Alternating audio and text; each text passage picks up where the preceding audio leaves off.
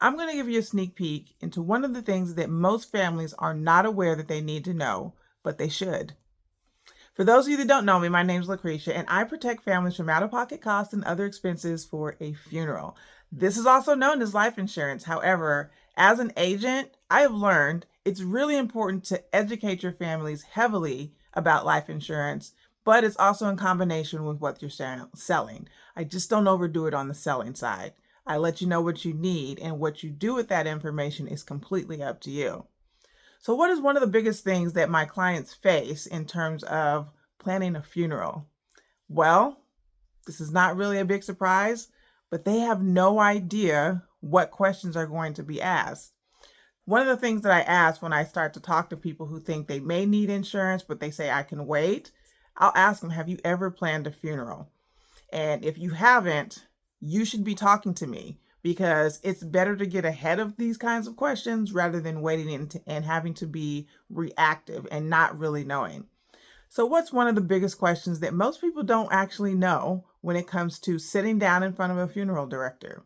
This is going to kind of blow your mind because you would think it'd be obvious, but it's the spelling of that person's name, whether it's a parent, it's a sibling, or it's a spouse. A lot of times there's a misspelling somewhere, whether it's the first, middle, not necessarily the last name, but it happens all the time. I guess it also depends on who's planning the funeral.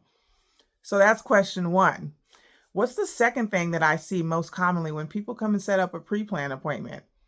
It's actually most people don't know the Social Security number, which is not uncommon, right? Because how often are people really giving that information out unless it's for financial reasons or something else like that?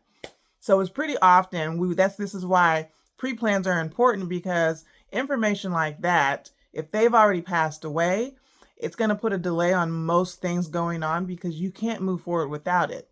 Now, why is the Social Security number important? I'm glad you asked.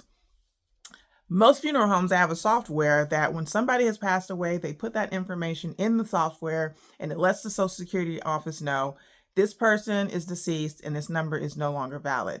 Now, if this person is on disability or they're receiving some type of check, it is your responsibility as the person planning the funeral to contact the Social Security office, because they will keep the payments going until they have gotten some verified proof, basically, that this person is no longer alive.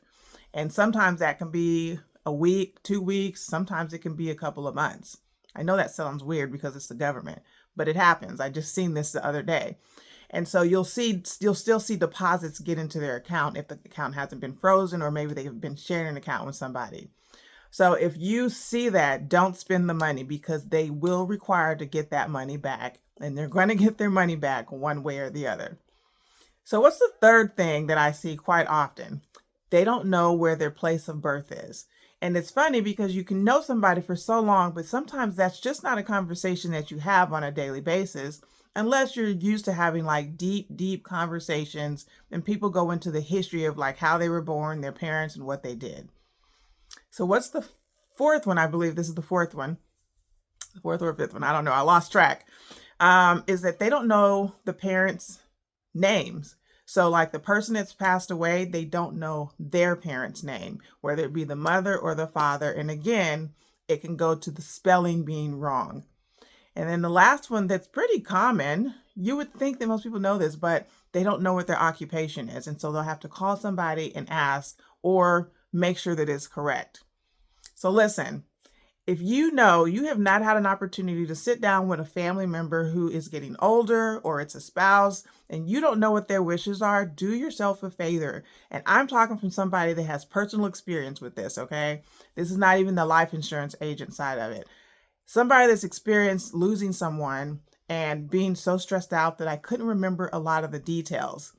If you do a pre-plan, or even if you just have a conversation with your family, you can bypass a lot of delays when somebody passes away by writing it down. That way, when the person passes away, there's either a file and it has everything that they want to have done. And with this, everything goes into place. So the only thing you really have to focus on at that point is how it's going to be paid for, which usually is through a life insurance agent. A life insurance policy, or sometimes they just do a prepay, where they go ahead and everybody pitches in. So for those of you that don't know me, my name is Lucretia. I protect families from out-of-pocket costs and other expenses for a funeral. If this was valuable to you, please like, subscribe, and share. I'll see you in my next video.